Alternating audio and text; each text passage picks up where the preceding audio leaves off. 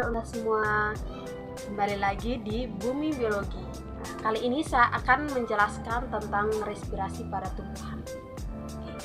Yang pertama, kita lihat tentang pengertian respirasi. Respirasi merupakan suatu proses penghasilan energi yang diperlukan untuk memecah molekul kompleks menjadi molekul yang lebih sederhana. Utamanya molekul gula sederhana menjadi karbon dioksida dan uap air serta energi. Pada tumbuhan, respirasi dapat berlangsung melalui permukaan akar, batang, dan daun. Respirasi yang berlangsung melalui permukaan akar, batang, sering disebut respirasi lentisel, sedangkan respirasi yang berlangsung melalui permukaan daun disebut respirasi stomata. Respirasi pada tumbuhan adalah proses reaksi karbon dioksida atau CH2O dengan oksigen O2 menghasilkan air H2O dan energi kimia. Kemudian karbon dioksida CO2 melepaskan ke udara. Berikutnya kita lihat tentang lentisel. Lentisel merupakan lubang yang berada di bagian batang. Organ ini muncul akibat pengeluapan kambium, parenkim, dan lapisan gabus di permukaan tersebut. Fungsi lentisel adalah mengatur keluar masuk udara pada tumbuhan yang melewati lapisan gabus. Yang kedua, stomata. Stomata atau mulut daun menjadi awal mula respirasi pada tumbuhan di mana terjadi pertukaran oksigen dan karbon dioksida. Bagian ini memiliki dua sel pelindung yang terbuka saat sinar matahari muncul. Apabila sinar matahari tidak muncul atau tidak ada sinar matahari, sel pelindung ini akan menutup dan menjaga stomata.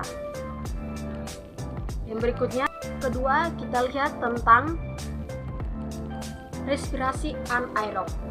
Respirasi anaerob merupakan respirasi tanpa menggunakan oksigen. Dalam kondisi tidak ada oksigen, tanaman melakukan metabolisme fermentatif. Fermentasi dapat terjadi melalui fermentasi alkohol atau fermentasi asam laktat. Laktat dianggap merupakan produk aktif fermentasi yang relatif lebih berbahaya dibandingkan alkohol karena akumulasi laknat terdapat pada penurunan pH sintosol. Pada saat kurang oksigen, tumbuhan akan melakukan respirasi anaerob yang hanya akan menghasilkan energi dalam jumlah yang sedikit, yakni 2 ATP saja.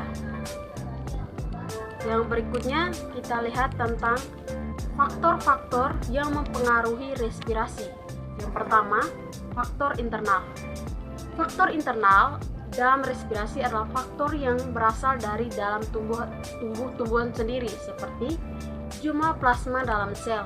Yang kedua, jumlah substrat respirasi dalam sel.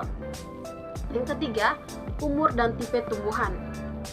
Faktor yang kedua yaitu faktor eksternal. Yang pertama, faktor suhu. Yang kedua, kandungan O2 udara. Yang ketiga, kandungan CO2 atau udara juga. Yang berikutnya kita lanjut. Faktor berikutnya adalah faktor kandungan air dalam jaringan. Yang kelima, cahaya. Yang keempat, luka dan stimulus mekanisme. Yang ketujuh, garam-garam mineral. Sekian hasil penjelasan saya. Jangan lupa like, comment, and subscribe.